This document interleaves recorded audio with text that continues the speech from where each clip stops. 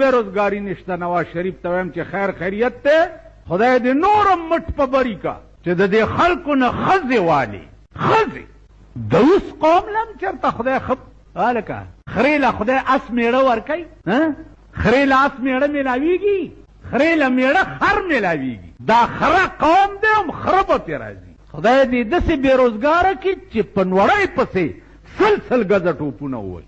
بېروزګاره قوم بچي چې هغه د شپې ټلویزیون او وي سی آر په اوږه کړي او کور ته یې وړي او په مور باندې دا پردي سړي ګوري.